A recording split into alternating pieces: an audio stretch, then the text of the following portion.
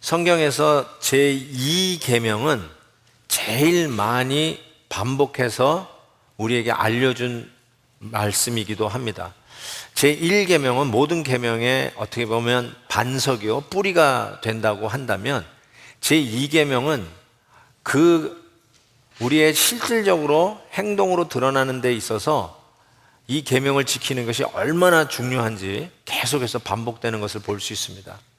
동시에 우리가 너무 잘 아는 말씀임에도 불구하고 가장 오해를 많이 하는 계명이 제2계명이고요. 가장 해석을 잘못한 부분도 제2계명이에요. 그래서 어쩌면 익숙하게 아는 말씀이라서 오늘도 그러려니 하고 별 기대 없이 말씀을 들을지는 모르겠는데요.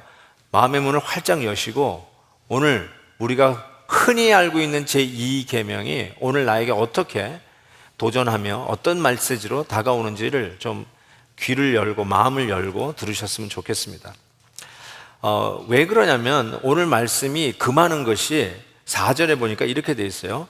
위로 하늘에 있는 것이나 아래로 땅에 있는 것이나 땅 아래 물속에 있는 것에 어떤 형상도 만들지 말라. 어떤 이미지도 만들지 말라는 요 말씀을 어떻게 해석을 하냐면, 어떤 조각품도 만들지 말고 어떤 그림, 아트도, 예술 작품도 만들지 말라라고 해석해서 어떤 교단은, 어떤 신학은 아예 이런 예술 작품 그리는 거를 금합니다. 그런데 말씀을 쭉 읽어가다 보면 실은 여러 곳에서 하나님께서 이런 작품들, 그림들을 그리고 요구하는 것을 볼 수가 있어요. 하나님이 예술 작품, 조각품 이거를 금한 것이 아니라는 사실을 먼저 기억해야 됩니다. 그러면 도대체 무엇을 금한 것인가? 5절 말씀 보시면 이렇게 돼 있어요. 그것들에게, 형상화된 그것들에게 절하지 말며 그것들을 섬기지 말라, 이렇게 이야기했습니다. 그러니까 어떤 조각품 앞에서, 형상화한 것 앞에서 절하거나 섬기지 말라는 거예요. 이게 얼마나 우리의 마음속에 뿌리 깊게 잡혀져 있는 속성인지 몰라요. 어떤 그 작품 앞에서 절하고 싶은 것, 그 작품 앞에서 예배하고 싶은 것.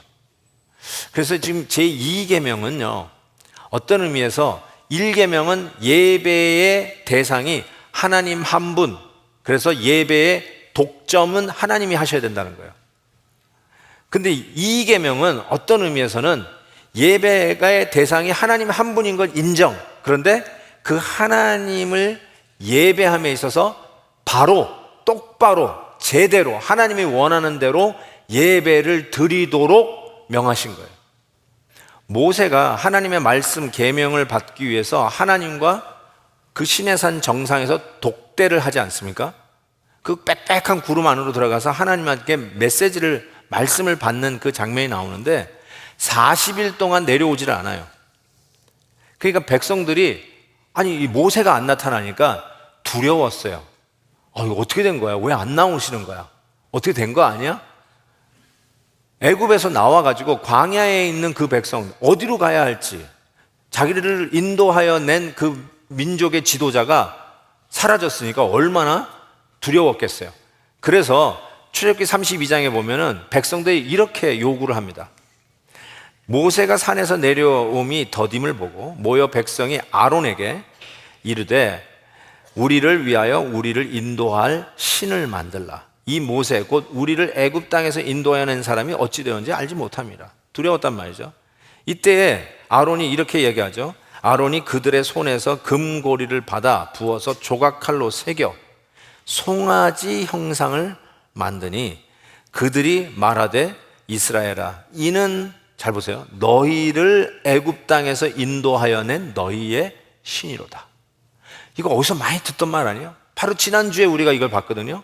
하나님께서 십계명을 주시기 직전에 제가 심지어 이런 표현까지, 생색내기 하는 것처럼 내가 누군지 아냐? 내가 너를 종되었던 애굽 땅에서 건져낸, 인도하여 낸 내가 내 하나님 여호와다, 이렇게 얘기하는데 지금 금송아지를 만들어 놓고 지금 뭐라고 얘기해요? 이 금송아지가 너희를 애굽 땅 바로 그 종되었던 땅에서 인도하여 낸 신이 바로 이거다 이렇게 얘기했다는 거예요. 아무리 생각해도 기가 막히지 않아요? 아니 홍해를 건넜어요. 매일 만나를 내려주세요. 아니 구름 기둥과 불 기둥이 매일같이 그들이 보는 그 현장에서 아니 어떻게 이렇게 배반을 때릴 수 있을까? 어떻게 갑자기 이럴 수 있을까라고 생각할지 모르지만 여러분 이 부분이 많은 성도들이 오해하는 부분인데 많은 분들이 이 금송아지를 만드는 이 사건을 가지고 이렇게 생각합니다. 모세가 안 나타나니까 이때가 기회다 싶어가지고 여호와 하나님을 버리고 송아지 신을 섬기기 시작했다라고 생각합니다. 그런데 절대로 그렇지 않아요. 그런 게 아니에요. 어떻게 얘기하냐면 송아지 상을 만들어 놓고 이 금송아지, 이 형상을 만들어 놓고 바로 이것이 우리를 애굽 땅 그 종되었던 곳에서 우리를 인도하여 낸 여호와 하나님이 이 금송아지다 이렇게 얘기한 거예요. 하나님을 버리고 바알신을 섬기고 뭐 송아지선을 섬기고 이 이방신을 우상을 섬겼다는 뜻이 아니라 금송아지를 만들어 놓고 이것이 바로 여호와 하나님이다 라고 하면서 여호와 하나님을 금송아지로 형상화, 시각화, 가시화 시켰다는 뜻이에요. 어떻게 알 수 있냐고요? 아론이 그걸 만들고 나서 그 다음 절인데 32장 5절 6절인데 이렇게 써 있어요. 아론이 보고 그 앞에 제단을 쌓고 이에 아론이 공포하여 이르되 내일은 여호와의 절이라 하니 이튿날에 그들이 일찍 일어나 번제를 드리며 화목제를 드리고 백성이 앉아서 먹고 마시며 일어나 뛰놀더라. 뭐예요? 여호와의 명절로 지켰다는 거예요. 그 금송아지 밑에다가 제단을 만들어서 하나님 앞에 제단 예배를 드리고 그리고 명절을 지켰다는 거예요. 페스티벌을 가졌다고 하는 뜻입니다. 누구를 위해서? 여호와 하나님을 위해서 그 명절을 가졌다라고 이야기를 합니다. 그러면 여러분이 이렇게 얘기할 수 있을까요? 그게 뭐가 그렇게 나쁩니까? 바알을 섬긴다 그러면은 맞아요. 이거는 완전히 이방신을 섬기는 거니까 그거는 못된 거고 잘못된 거는 인정. 그런데 저게 송아지 신을 섬긴 게 아니라 여호와 하나님을 형상화해서 하나님을 섬기는 건데 저게 뭐가 잘못된 것입니까? 이렇게 질문하실 만한 분들이 계실 거예요. 근데 여러분 하나님께서 이 형상화한 것을 하지 말라라고 하면서 뭐라고 출애굽기 32장이라는 말씀하시냐면 여호와께서 모세에게 이르시되 너는 내려가라. 금송아지 만들고 지금 난리굿을 치고 있는 그 백성들 보면서 너 빨리 내려가라. 네가 애굽 땅에서 인도하여 낸 네 백성이 뭐하더라? 부패하였도다. 여러분의 생각은 어떤지 모르지만 하나님은 자기를 형상화해서 자기를 섬긴다고 난리굿을 하고 명절을 지킨다고 먹고 마시고 즐기는 그 백성들 보고 뭐라 하냐? 부패하였도다, 썩었도다 이렇게 얘기했어요. 심각한 문제가 있다는 뜻이죠. 이게 왜 심각한 문제인가? 이게 저나 여러분에게도 다 있는 바닥에 다 깔려 있는 건데요. 뭔가 우리 안에는요 보이지 않는 것에 대해서 형상화하려고 하는 욕구가 다 있다는 사실이에요. 그런데 이거를 하나님께 뭐라고 했냐면 부패했다 그랬어요. 부패, 썩었다 그랬어요. 왜 썩었는가? 요한 칼빈, 종교개혁가 요한 칼빈이 그가 또 십계명 강해를 했는데요. 십계명 강해 이 부분을 읽어보니까 왜 부패했는가 이렇게 썼어요. 조금 어려울 수도 있는데 한번 읽어볼게요. 계시된 하나님의 장엄함, 영어 번역에는 majesty. 그 하나님의 장엄함을 우리가 파악하지 못하기 때문에 그렇다 그랬어요. 그러면서 이런 말을 덧붙였어요. 모세가 십계명을 하나님 앞에 얼굴을 대면해서 받았거든요. 그 십계명을 백성들에게 모세가 전달했는데 모세가 이렇게 얘기합니다. 칼빈은 이렇게 얘기합니다. 하나님이 산 위 불 가운데서 백성에게 얼굴과 얼굴을 대면하신 말씀, 모세가 전해줬어도 모세가 하나님 앞에 얼굴을 대면하여 본 것처럼 백성들도 똑같이 하나님의 얼굴을 대면하여 받은 말씀이라는 거예요. 이것을 가지고 하나님의 장엄함이라고 얘기해요. 어마어마하게 크고 위대하신 하나님을 형상화할 때 째째하고 비좁고 편협한 하나님으로 강등해버리는 그런 우를 범하게 된다는 것입니다. 그 얼마나 크신 하나님을 어떻게 이렇게 편협하게 만들 수 있냐. 그것이 부패요 우상이라고 이야기를 하는 것이에요. 여러분, 왜 이게 부패고 그리고 왜 이게 우상인가를 성경에서 지금 제 2계명을 계속 반복을 한다고 많이 했죠. 그 반복하는 한 4구절을 제가 한번 보여드릴게요. 오늘 본문 말씀에 이 부분을 놓고 이렇게 얘기했어요. 반복되는 말이 뭔지 한번 잘 보세요. 너를 위하여 새긴 우상을 만들지 말라. 어떤 형상도 만들지 말라. 신명기 4장에서 이렇게 돼 있어요. 여호와께서 호렙산 불길 중에서 너에게 말씀하시는 날 너희가 어떤 형상도 보지 못하였으니 너희는 깊이 삼가라. 그리하여 스스로 부패하여 자기를 위해 어떤 형상대로 우상을 새겨 만들지 말라.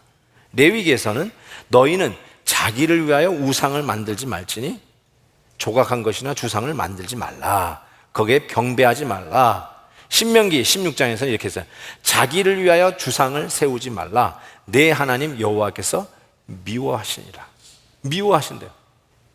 자, 여기에 이미 보시면서 하이라이트를 대가지고 뭐가 계속해서 등장하는지 아셨을 거예요.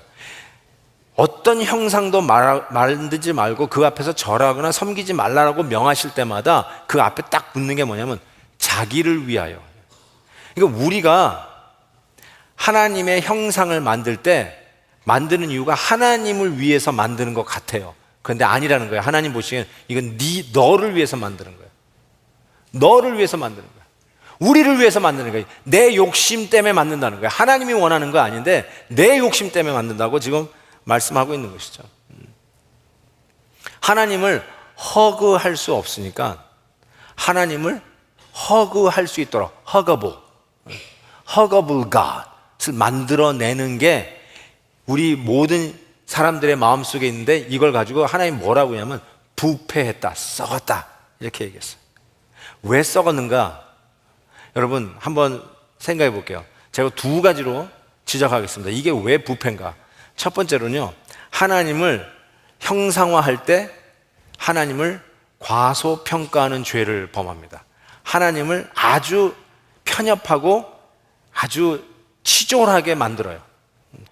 하나님이 살아계시는데 하나님을 형상화해서 시간과 공간을 제한을 해요. 딱 거기에요. 거기서 절하고 자기는 하나님을 섬겼다라고 이야기하는데 그거를 보는 하나님이 얼마나 답답하고 속상하실까라는 생각을 해보게 됩니다. 또 하나 왜 이게 부패로 가냐면요, 좀 더 제가 말씀드릴게요. 하나님을 애매모호하게 그리게 됩니다. 하나님을 온전한 하나님으로 그리지 아니하고 이게 하나님이 어떤 분인지 모르게 헷갈리게 만드는 게 실은 하나님을 형상화하는 죄예요. 형상화하면 하나님을 더 뚜렷하게 볼 것 같죠? 아니에요. 형상화하면 하나님이 더 희미해져요. 시카고 위튼에 가면 아주 칼리지 처치라고 하는 유명한 대학이 있습니다. 유명한 교회가 있습니다. 대학가가 있어서 그런지 칼리지 처치라고 그러는데 거기에 은퇴 목사님이시고 제가 다니는 신학교 목회학 박사 교수로 계시는 켄 휴즈 목사님이 이 부분을 이렇게 표현했어요. 이 말도 약간은 어렵지만 한번 제가 말씀해 볼게요. 우상에 미혹되어 믿는 자들도, 저나 여러분 같이 믿는 자들도 많은 경우에 자기도 모르게 자기들의 연약함을 하나님께 투사하여 우상들을 형상화한다 이렇게 표현했어요. 여기서 하나님께 투사한다, 프로젝트 한다고 그랬는데 자기네들의 연약함을 하나님께 투사할 때 자기도 모르게 하나님을 형상화해서 그걸 우상화한다는 거예요. 제가 예를 들어 볼게요. 자기의 연약함이라는 건 이런 거예요. 예를 들면 몸이 약해요. 몸이 망가지기 시작해요. 진짜 이번에 제가 몸이 망가진다는 게 뭔지를 좀 알 것 같아요. 예? 그러니까 건강해지고 싶잖아요. 다시 회복되고 싶잖아요. 그런데 이제 하나님 앞에 건강하게 해주세요, 건강하게 해주세요 이렇게 소위 투사를 하는 거예요. 하나님, 그러면서 건강한 이미지가 자꾸 떠오르는 거예요. 그러면 그게 뭐가 되냐면요, 그게 하나님의 형상화예요. 그게 자기의 골이에요. 그걸 이미지화하면서 그게 우상이 돼버려요. 여러분, 왜 하나님이라고 하면서 금송아지를 만들고 섬긴 게 하나님이 부패했다고 했냐고요? 생각해 보세요. 그걸 만드는 순간에 하나님은 한 지역과 한 공간에 갇혀버립니다. 하나님을 한 구석에만 박아놓습니다. 하나님을 이 십자가에만 있는 하나님으로 박아놓고 그 앞에서만 가서 절하고 나가서는 딴짓할 수 있는 변명들을 만들어냅니다. 왜 내가 예배를 안 드리냐? 변명들이 막 생기기 시작해요. 한 장소, 한 시간에만 정해져 있는 분이라고 생각하니까 하나님을 예배 드리는 것에 대한 모든 변명이 다 통해요. 그래서 마음이 부패해질 대로 부패해지고 하나님을 섬기지 못할 이유들이 생기는 것입니다. 그래서 하나님께서 뭐라고 이 말씀을 하시면서 첨가를 했냐면, 나는 질투하는 하나님이다, 이렇게 쓰셨어요. 독점이 좀 부정적인 의미를 가졌지만 결단코 부정적인 의미가 아니듯이, 부부 사이의 사랑의 독점은 절대로 부정적인 의미가 아니듯이, 여기서의 질투도 뭐 여성들의 칠거지약 중에 하나가 아니라 이 질투도 결단코 부정적이 아닌 아주 긍정적인 의미로 쓴 말이에요. God is a jealous God. jealous God. God is jealous. 조금 약간 좀 취입하게 표현된 것 같은 그런 약점이 있지만 하나님이 그런 뜻이 아님을 이렇게 표현했어요. 나는 질투하는 하나님이라 이야기하시고 뭐라고 말씀하시면, 나를 미워하는 자, 이게 형상화하는 사람을 분들는 거예요. 하나님을 형상화하는 사람은 하나님을 미워하는 자라고 그랬어요. 그 하나님을 미워하는 자의 죄를 갚되, 이 부분이 가장 곡해되는 성경 구절 중에 하나예요. 뭐라고 얘기하시냐면, 아버지로부터 아들에게로 3, 4대까지 이르게 하거냐. 이 계명을 어기면 그 죄 가격을 3, 4대까지 이르게 한다, 이렇게 얘기했어요. 그래서 이 부분을 가지고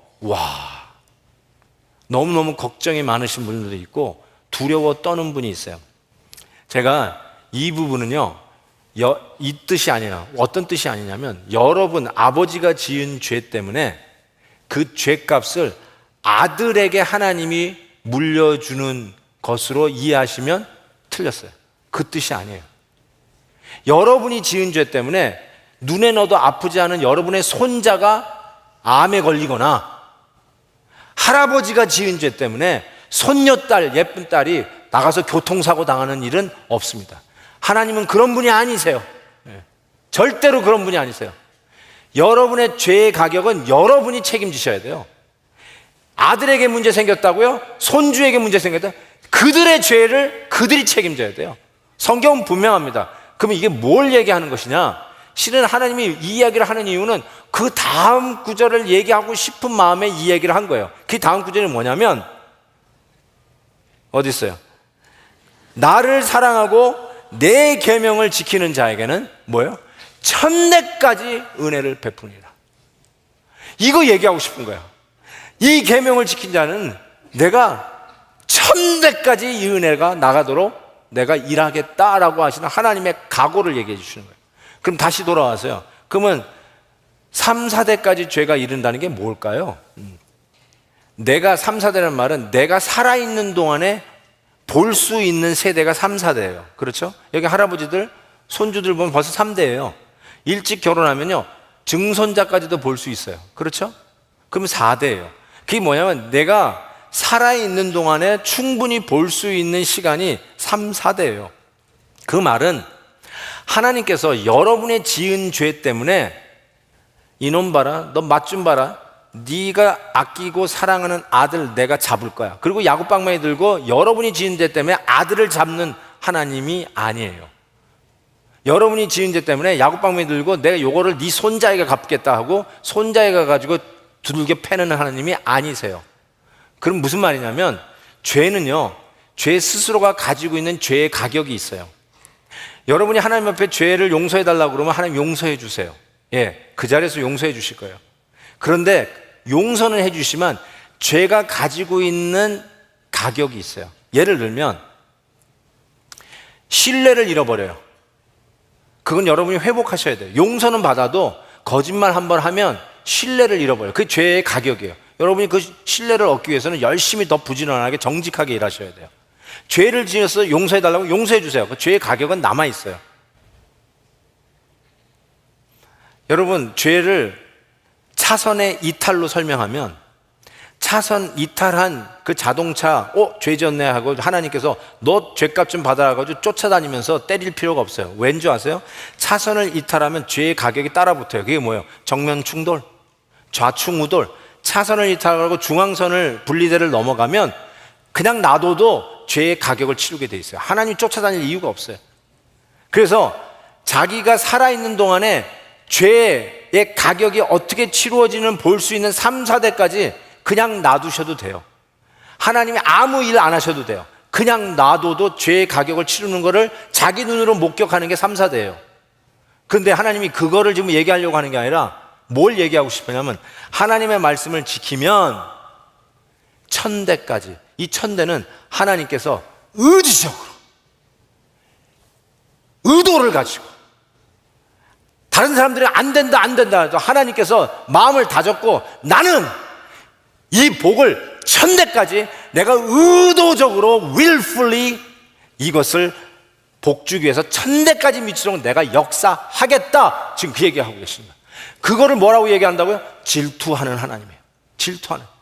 여러분을 향해서 얼마나 강한 질투를 갖고 계시는지 이 말씀을 지키는 자에게 하나님께서 의지를 가지고 1000대까지 이 복이 이르도록 하나님께서 역사하시겠다고 하는 뜻이에요. 그래서 실은 질투라기보다는 이렇게 영어를 바꿔 써도 괜찮아요. jealous God이 아니라 zealous God. 발음이 좀 제가 잘 못할 것 같은데 jealous God이 아니라 zealous God. 하나님이 우리를 향한 열심이 특심이에요. 너무너무 우리를 향한 열심이 있으셔가지고 하나님의 말씀대로 살려고 애쓰는 하나님의 백성들을 하나님께서 의지를 가지고 가만히 놔두는 게 아니에요. 그때는 죄의 가격을 치는 거 하면 가만히 놔두는 거예요. 그게 3, 4대예요. 그냥 놔두시는 거예요. 그러나 하나님의 말씀을 지키는 자는 내가 의지적으로 간섭해서 이 복이 1000대에 이르기까지 역사하리라. 질투하시는 하나님. 이게 얼마나 기가 막힌 말씀이에요. 여러분, 하나님께서 이 질투하는 하나님이라는 것을 신약에서 로마서에서 가장 근접하게 표현한 게 저는 이거라고 생각해요. 로마서 5장. 우리가 아직 죄인 되었을 때 그리스도께서 우리를 위하여 죽으심으로 하나님께서 우리에 대한 자기의 사랑을 확증하십니다. 얼마나 질투하시느냐면 아들을 내어주시기까지 우리를 사랑하세요. 여러분을 포기하기 싫어서 여러분이 딴 데 마음을 파는 게 너무나 질투가 나서 당신의 아들을 우리를 위하여 주시기까지 우리를 향한 거룩한 질투를 바라고 계시는 그 하나님의 모습을 이렇게 표현했어요. 내가 아들까지 주었는데 다 줬는데 그 하나님을 바라보지 아니하고, 아니 그 하나님을 기가 막히게 축소시키고 과소평가하고 지엽적이고 치졸한 형상화로 한 시간과 한 장소에 국한되어 있는 신으로 만든다는 이 자체에 우리 하나님께서 거룩한 질투가 일어난다. 질투. 이 질투가 일어나는 가장 중요한 이유 중에 하나가 저는 이렇게 생각해요. 이 땅의 그 어떤 것으로도 하나님을 제대로 형상화, 시각화, 가시화할 게 없어요. 진짜 하나님의 형상이 있기 때문에 그래요. 진짜 하나님의 형상이 있어요. 맞아요. 우리도 하나님의 형상이에요. 하나님의 형상으로 우리가 지음받았어요. 그런데 우리 하나님의 형상을 지음받은 저희들은 죄로 말미암아 그 형상이 많이 이그러졌어요. 제대로 하나님을 표출할 수가 없어요. 근데 진짜 제대로 표출하는 형상이 있어요. 출애굽기 24장에서 힌트를 찾습니다. 그 하나님의 말씀 십계명을 줬을 때 모세가 피를 가지고 반은 여러 양푼을 담고 반은 제단에 뿌리고 언약서를 가져다가, 언약서가 십계명입니다.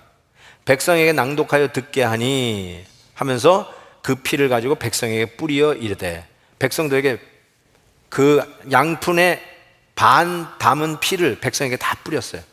요거를 더 자세하게 히브리서에서 이렇게 얘기하고 있어요. 히브리서는 신약이죠. 신약에서 이렇게 얘기했어요.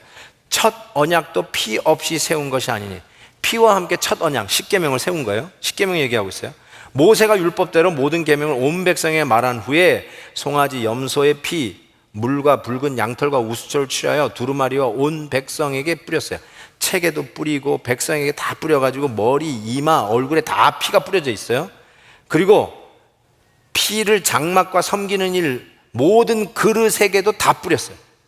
그리고 이유가 뭐냐? 피로써 정결하게 되더니 피 흘림 없이는 죄사함이 없다. 우리가 하나님의 말씀 따라 살아가는데 이 말씀을 어긴 죄의 가격을 당신의 아들을 통해서 십자가에 못 박으면서 그 죄의 값을 치르시는 이야기를 하고 있어요. 피 흘림으로 우리가 드디어 용서함을 받는다라고 했는데 그 예수 그리스도가 어떤 분이시냐면 바로 요한복음에 이렇게 얘기해요. 하나님을 본 사람이 없으되 아버지 품속에 있는 독생하신 하나님이 나타나셨느니라. 뭘 얘기하냐면 예수님이야말로 완벽한 하나님의 형상이라는 거예요. 요한복음 10장 나와 아버지는 하나다. Perfect representation. 하나님의 perfect representation. 하나다. 요한복음 14장 예수께서 이르시되 빌리바 내가 이렇게 오래 너희와 함께 있을 때 네가 나를 알지 못하느냐? 나를 본 자는 아버지를 보았거늘. 하나님 보이지 않는 그 하나님을 예수 그리스도가 perfect representation, 나를 본 자는 아버지 하나님을 보았다라고 이야기하십니다. 뭘 얘기하는 거예요? 예수님이야말로 완벽한 하나님의 형상이라고 말씀하는 것이에요. 우리의 죄의 가격을 치르신 우리의 구원자 그 예수님이 완벽한 하나님의 형상이라는 것이에요. 그래서 사마리아 여인에게 예수님이 하셨던 말씀 기억납니까? 사마리아 여인이 예수님을 만나고 너무 감격해서 우리 조상들은 여기에서 예배 드려야 되는데 당신들은, 유대인들은 저 예루살렘에 가서야 예배를 드려야 한다고 합디다. 그때 예수님이 사마리아 여인에게 이렇게 얘기했어요. 여자여 내 말을 믿으라.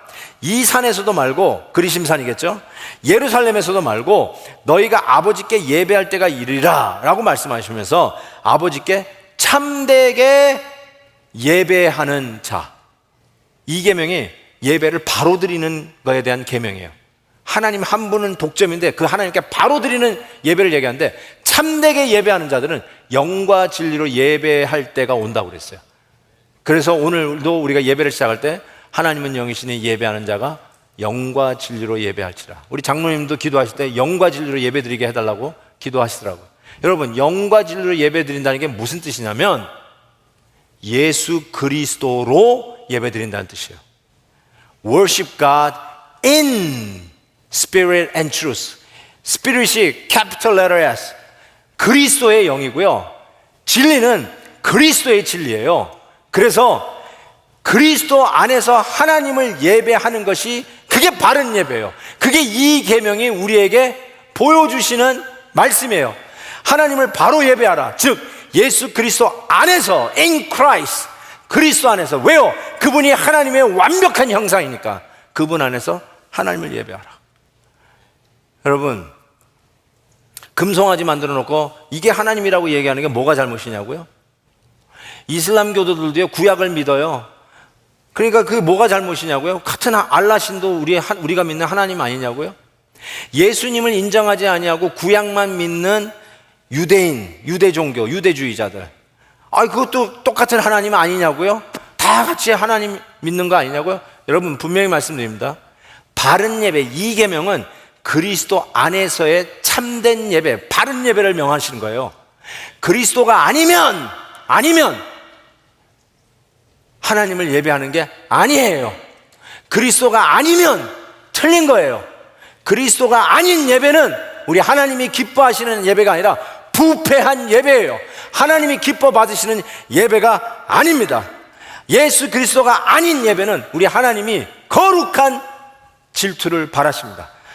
오로지 예수 그리스도 안에서 드리는 예배만이 참된 예배인 것을 분명히 말씀합니다. 예수가 아니면 아닙니다. 오직 예수입니다. 오직 예수 그리스도를 통해서만 참된 예배를 우리 거룩하신 하나님 앞에 올려드릴 수 있습니다.